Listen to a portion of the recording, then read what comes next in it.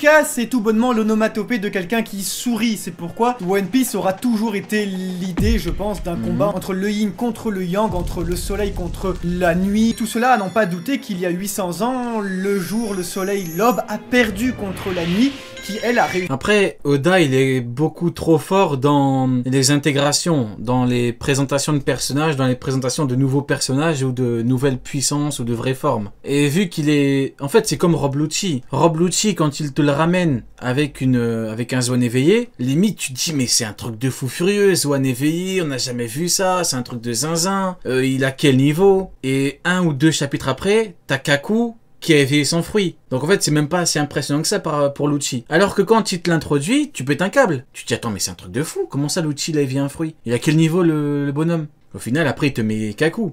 Donc, reste à voir pour Saturne, mais vu comment il a présenté, là, c'est... Réussi à instaurer sa politique et sa nuit très longue de 800 années, et que Luffy doit pouvoir réparer tout ça. C'était finalement ce que Joy Boy avait dit. Il avait dit, je suis désolé, mes refs, j'ai échoué, je reviendrai dans 800 ans. L'aube nouvelle, c'est la fin de cette nuit. Voilà. Si l'aube, on la voit toujours pas, c'est tout simplement parce que elle arrivera lorsque le gouvernement mondial sera démantelé, lorsque Im, la nuit, aura perdu et laissera la place à l'aube. Si vous voulez, Oden et ses fourreaux rouges contre Kaido, c'était une métonymie de ça, hein. C'était à l'échelle de 20 ans. Oden, il a perdu et il a dit « Ah, dans le futur !» Et bien finalement, Joy Boy, c'était pareil, il a fait « Ah, le jour viendrait dans 800 ans !» Et ça, c'est un combat du coup éternel. Le fait que Im soit terrifié du retour de Joy Boy, que le Gorosei également, qu'il faut l'effacer. Et c'est pourquoi on pense que, à l'instar de ce joli sourire qui formerait même un D chez Luffy, Sanji va se faire humilier par Saturne comme d'habitude parce qu'Oda lui chie dessus. Non. Humilié, non. Humilié. J'ai jamais vu je sais pas, ça fait combien d'années que je lis OP. J'ai jamais vu un amiral humilier l'équivalent de Sanji. J'ai jamais vu ça. Si tu me dis que Saturne, il arrive, il humilie Sanji, alors là, je suis désolé, il va falloir avoir une vraie discussion. Là, va falloir parler du Gorosei en long, en large et en travers. Et va falloir parler de Kizaru, hein. Alors, on revient au bonhomme, mais va falloir parler de lui, hein. Parce que là, au bout d'un moment, tu passes pour quoi à côté, hein? Tu passes pour le dernier des clowns à côté de Saturne qui vient et qui chie sur un commandant en 2 secondes, hein. C'est pour ça que si ça arrive... Après, ça dépend. Parce que tu peux avoir des pouvoirs. Ça dépend. Si c'est un combat qui est engagé, si c'est une technique... Parce que voilà, il y a des techniques, parfois, t'es beaucoup plus faible et puis ça marche. C'est comme César, hein. César, il avait battu... comment il s'appelle? Luffy sur Punk Hazard avec son pouvoir. Ça dépend du contexte. S'il y a un vrai combat qui est engagé que Sanji perd, en tant que fan de Sanji, ça me ferait mal. Ah, moi, je serais inconsolable. Avoir, elle, le reverse Nika, à savoir l'onomatopée qu'on fait quand on n'est pas content. Et ça pourrait être, alors à ce moment-là, le silence contre la joie, le rire contre l'absence, contre le néant, contre le noir, contre le rien. Parce que n'oubliez pas, un homme meurt uniquement lorsqu'il est oublié.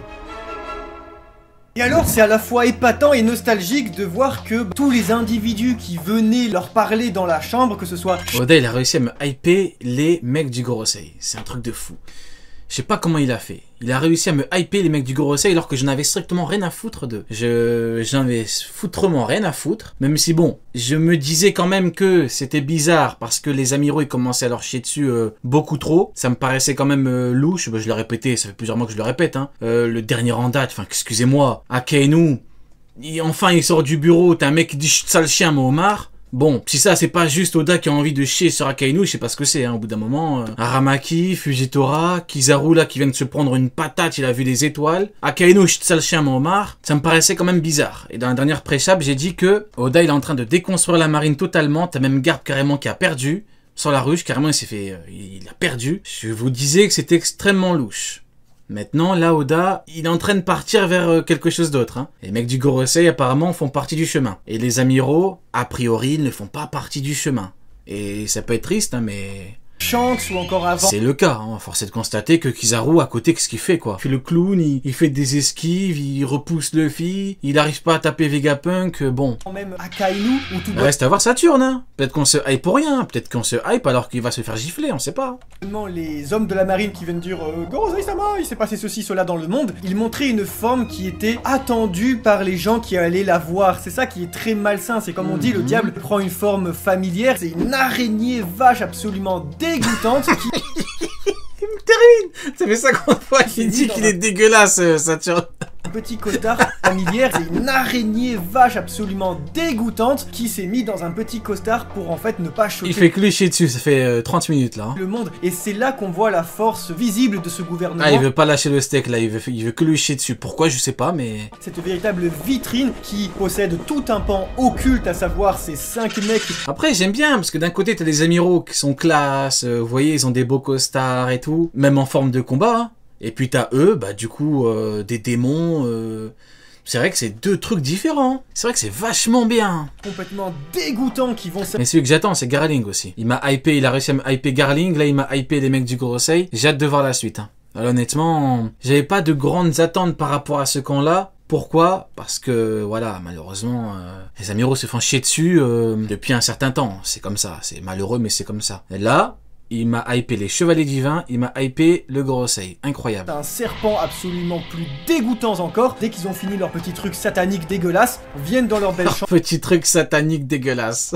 Sur leur fauteuil et puis ils vont parler de géopolitique. Et je trouve ça... Après, c'est pas incompatible. Hein. Tu peux parler de bails démoniaques, de trucs satanistes et tout, en étant badass, classe de fou. Hein. Regardez Zoro. Zoro, il fait des incantations. Faut dire, appelons un chat un chat. Au Japon, les Japonais parlent pas français, parlent japonais. Zoro, il a fait des incantations contre Pika, par les 8 montagnes ou les rivières, je sais pas quoi. Il était badass, hein. Roi des enfers, badass. Donc c'est pas incompatible. Bon, là, apparemment, il a envie de leur chier dessus, pourquoi je ne sais pas, mais c'est pas incompatible. Très très bien ficelé. Eiichiro Oda nous le disait, il écrit des histoires à partir de ses personnages, et les chara-design dans One Piece, au final, ça a toujours été une réussite. On passe vraiment dans tous les spectres possibles et inimaginables, et cette fois-ci, on a donc un changement total de registre en rentrant dans celui de l'horreur et celui du conjuring, celui du satanisme. Et c'est très intéressant parce que ça va permettre de renverser tout. Selon toi, qui est le plus haut, hiérarchiquement parlant, entre les doyens et Garling? Bah en fait, c'est particulier. Parce que les mecs du Gorosei, politiquement, bah, c'est eux qui gèrent, mais ils sont censés être à la botte des Tenryubito. Et Garling... bah, il est au-dessus des Tenryubito parce qu'il est en mesure de les exécuter. Il peut même leur chier dessus, littéralement. Il a dit, t'es un déchet. Donc, a priori, sauf si je me trompe, Garling, parce que bon, les Akenu, il a bien dit au mec du Gorosei, vous n'êtes que des chiens Big CC. Vous n'êtes que des chiens des Tenryubito. C'est Akenu qui parle, hein, c'est pas moi. Il a dit, vous n'êtes que leurs chiens. Bon, Big CC, comme ça, mais il leur a dit. Donc, à moins qu'Akenu se trompe, s'il se trompe, bon, bah écoutez, on prend pas en compte ce que dit Akenu. Mais s'il a raison, bah du coup, Garling. Totalement l'ambiance sur Egghead Island. Parce que je m'explique, qu'en est-il? Parce qu'on nous dit plus haute autorité, mais c'est la face un petit peu, c'est l'autorité un petit peu publique. Les mecs du Gorosei. Sauf si ils sont au-dessus des Tenryubito. En vrai, ça change pas grand-chose. Hein. Après, de toute façon, Garling, lui, c'est le côté un petit peu... Vous voyez, Garling, lui, il a un aspect combattant. Parce que lui, il a envoyé pour combattre, pour exécuter, il fait des trucs. Le mec du Gorosei, ça fait longtemps qu'il a pas bougé sur la Terre. Et puis Dragon a dit, quand les Chevaliers Divins seront là, ça va être chaud. Donc il parlait pas du Gorosei.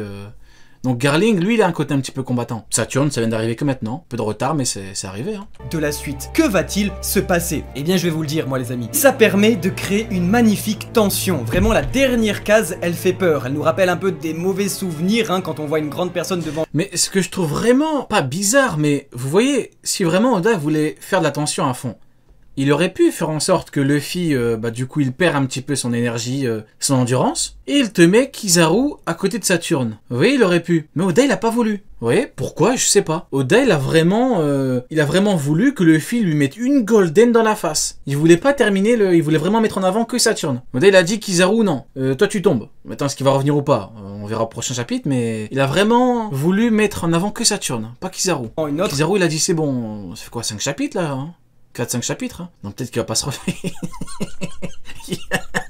Il y a un monde où il va pas se relever, les mecs, hein. Il y a un monde où il se relève pas. S'il se relève pas, ça nous rappelle ce serait une dinguerie. Instinctivement Marineford avec Ace qui protégeait Luffy. Là ici on a Franky qui essaye de protéger Okay. Vegapunk. On a peur de la suite. Eiichiro Oda arrive à créer de la tension et ça fait vraiment plaisir. Attendons cependant de voir la conclusion de cet événement. Parce que de l'autre côté... Non, je pense qu'Oda il a pas voulu faire en sorte que genre Luffy tombe sans énergie et Kizaru est toujours debout. Je pense qu'Oda il a dû se dire non, ce sera un petit peu trop. Genre si Kizaru il se prend pas de grosses patates et que Luffy il a plus d'énergie, c'est un peu trop. Là, c'est too much. Donc il s'est dit non, ça sert à rien, on va pas abuser non plus. Côté, le combat Luffy-Kizaru m'a un petit peu déçu. Pour le coup, ok. C'est les problèmes les mecs. On a parlé de bail démoniaque et tout, c'est parti pour les problèmes. Parce que de l'autre côté, le combat Luffy-Kizaru m'a un petit peu déçu. Pour le coup, aucun des deux personnages avait l'air d'être sérieux, c'est quelque chose qu'on Ils ont fait les gueulements. je vous jure, le combat, c'est un bourbier. Je vous jure, c'est un bourbier. Le combat, c'est n'importe quoi. T'as Kizaru, il est là, il est en galère, il fait n'importe quoi. Il tente de partir fumer Vegapunk. Il est devant Vegapunk, il arrive même pas à le fumer, il est trop nul. Et t'as Luffy, il est là, il fait que rigoler, Luffy, il fait n'importe quoi. Et dès que Franky lui dit, vas-y, sois un petit peu sérieux, il lui a mis une patate, il l'a envoyé par terre, il l'a envoyé au sol. C'est un combat de fou furieux, je vous jure. craignait un petit peu avec l'arrivée du Gear 5. Non, mais soyons honnêtes. Hein. Le problème, c'est qu'en fait, beaucoup s'attendaient à un combat à 100% sérieux, un combat extrêmement long, extrêmement serré. Mais le problème, c'est que on a dit, les mecs, Luffy, il a battu Kaido. Enfin, au bout d'un moment, on n'a pas besoin de répéter 1000 fois, il a battu Kaido. Kizaru, il a pas passé Marco, les mecs. On peut tourner le truc dans tous les sens, il a pas passé Marco. Il a pas passé Marco, c'est comme ça. Donc, forcément, l'auteur, il te fait un combat Kizaru contre Luffy, il est obligé de faire ça. Enfin, qu'on soit clair, mais demain il te fait Fujitora contre Luffy. Mais il sera obligé de faire pareil, sinon Luffy va lui chier dessus à Fujitora. Vous voyez, si vraiment là Kizaru il est là, il tue un Mugiwara, mais Luffy il va le détruire, Luffy. Enfin, c'est pas sérieux de dire que Kizaru il donne le combat de sa vie à Luffy en mode Luffy va perdre. Non, c'est pas sérieux. Le seul truc qui peut être avec Kizaru, c'est le fait que Luffy, bah du coup, ne tient pas longtemps sous cette forme. C'est tout. Mais Kizaru, il fait pas de dégâts à Luffy, soyons sérieux les mecs. Il lui fait aucun dégât. Il lui fait rien du tout. On ne sait pas trop quoi penser, alors... T'as un mec qui se fait un Bajrangun, t'as un mec qui se fait des Magatama qui sont nuls, quoi, soyons clairs. Attendez, ne me prenez pas la tête avec les rapports de force, j'en ai rien à faire, c'est juste que... Il en a marre. Il en peut plus. Il est à bout. Ça y est, les mecs, il est à bout. Il est à bout, les mecs, ça y est, c'est terminé. Pas trop... Je vous ai dit, hein, je vous ai prévenu, je vous ai dit, les rapports des forces, quand tu rentres dedans, c'est un bourbier, c'est un foutoir. Je vous ai dit, ça rend fou tout le monde. Beaucoup m'ont pas écouté, je vous ai dit, les rapports des forces, ça rend fou tout le monde. Quand tu rentres dedans, tu commences à donner ta première impression, après tu veux pas changer d'avis, tu veux garder cette posture, tu dis Kizaru et niveau Yonko, il donne le combat de sa vie à Kaido. Après tu vois le combat, tu vois qu'il fait aucun dégât, tu vois qu'il se prend une patate, tu vois qu'il commence à se chier dessus. Forcément, ça te rend fou. Et c'est complètement normal. C'est normal, les mecs. C'est normal. Quoi penser? Alors attendez, ne me prenez pas la tête avec les rapports de force, j'en ai rien à faire. C'est juste que ici, on se dit, est-ce que c'était vraiment un combat? Il n'y avait pas forcément... Mais oui, voilà. Voilà. C'est ce qu'on avait dit, tu reviens 5 chapitres en arrière, c'est exactement ce qu'on vous disait en Cross Guild. On vous disait, le combat, tu peux pas avoir un vrai combat. Tu peux pas. Parce que Kizaru, excusez-moi, mais à côté de Luffy, il est gaze. C'est tout. Maintenant, honnêtement, même moi, je m'attendais quand même à des techniques offensives de fou, quand même. Au moins une. Quand tu regardes Trafalgar Law, il peut se téléporter, il fait des trucs de zinzin. Trafalgar Law, carrément, il est même chirurgien, lui. Il peut t'opérer, carrément, Trafalgar Law. Mais Trafalgar Law, il a une technique. Il a fait extrêmement mal à Big Mom, à Barbe Noire. Barbe Noire, c'est du 1 contre 1, Big Mom, c'est à 2 contre 1. Mais Barbe Noire, il a des trucs, vous voyez. Les commandants, il y en a qui ont pas des techniques offensives de fou, mais il y en a, généralement, le top commandant, ils ont des trucs de fou. Zoro, truc roi des enfers, King, son gros dragon et tout. Ils ont des trucs qui font extrêmement mal. Marco, c'est particulier. Marco, il est plus, voilà, il est plus en mode technique, coup de pied, coup de genou, Bluebird. Marco, il me fait penser à Kizaru. Vous voyez? Technique offensive, il n'y a rien d'extraordinaire, mais ils ont une particularité. Vous voyez, il y a Kizaru, il est bon en défense. Il y a Marco, il se régénère. Vous voyez ce que je veux dire? Donc ils ont des particularités. Lumière, l'autre flamme bleue. Mais Kizaru, il a rien montré qui surpasse Marco, soyons clairs. Il a strictement rien montré qui surpasse Marco. Rien du tout. Que dalle. Ni de tension, ni de poids dans les actions. Est-ce qu'on imaginait tous enfin le premier combat de Luffy contre un amiral comme ça? Bon. Mais voilà. C'est ce que je vous ai dit, 5 chapitres en arrière. Je vous ai dit, ne vous hypez pas pour ce combat, les mecs, ça ne sert à rien. Ça ne sert strictement à rien. À la limite, si tu veux te hyper sur un combat Luffy contre un amiral, à la limite, c'est Akainu, et tu dis, dans la mesure, ou dans l'hypothèse, dans le monde où Akainu il a évolué. Vous voyez? Si Akainu il a évolué de par le combat contre Kuzan, etc., tu dis il a eu un power-up, pourquoi pas? Mais Kizaru, jamais de la vie. Si tu veux donner un power-up à un amiral, tu donnes Akainu, mais tu donnes pas Kizaru quand même. Pas Kizaru, c'est fini Kizaru. Tu peux pas avoir un vrai combat Kizaru, ça sert à rien. Sur une moitié de page, Shiroda il a réussi à basculer toute l'ambiance avec le fait que Kizaru s'évanouisse. Déjà ça, dans un shonen neketsu, ça a son importance sur le présent, c'est-à-dire que... Ouais, on a prévenu les mecs. Hein. Et là, tous ceux qui étaient pas d'accord, ceux qui commencent à se plaindre, ils peuvent pas faire genre qu'ils étaient pas au courant, parce qu'on a prévenu, ça fait 2 mois qu'on prévient. On a dit les mecs, si Luffy combat sérieusement, il va lui mettre 1 ou 2 patates, il va les sentir passer, il va remplir son froc, Kizaru. C'est arrivé. Ce qui devait arriver, arriva. Tout ce qui s'est passé devait se passer. Quand même, Kizaru est KO, mais alors à ce moment-là, Luffy est KO, du coup, les deux se sont auto-mis KO, une force équivalente. Cependant, on verra que ça a aussi une force dans le temps futur, avec le fait que l'ambiance dans Egghead... J'ai pas trop compris, là. Les deux se sont auto-mis KO. Les deux se sont auto-mis KO. Comment ça, tu mets KO quelqu'un, tu le touches même pas? Non mais attends. Quand je parle de Queen et Big Mom, on me dit c'est pas un KO. On me dit c'est pas un KO. Il lui a littéralement mis un coup de tête, c'est pas un KO. Ok, très bien. Là, c'est un KO. Non. Force équivalente, cependant... Ah, cependant. On verra que ça a aussi une force dans le temps futur, avec le fait que l'ambiance dans Egghead s'est évanouie. Je comprends pas trop le... Je comprends pas, là. Tu mets KO un mec sans le toucher. Littéralement... Ah, c'est ça, maintenant, d'accord. C'est Luffy, du coup, il a plus de jeu en Gear 5, du coup, ça y est, Kizaru égale Luffy. Ah ouais, c'est comme ça maintenant. Ah ouais, d'accord, c'est ça l'excuse. C'est ça maintenant, c'est ça que tout le monde a trouvé. Les défenseurs d'Akainu, pardon, les défenseurs de Kizaru. D'accord. Ah oui, ils ont cherché, ils ont trouvé le... En fait, ils sont KO tous les deux, donc puissance équivalente. Ah ouais, d'accord. Ok.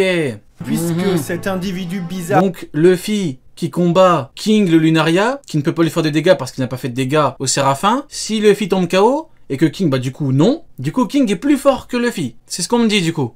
D'accord. Bon, bah pourquoi pas. Bah pendant qu'on y est.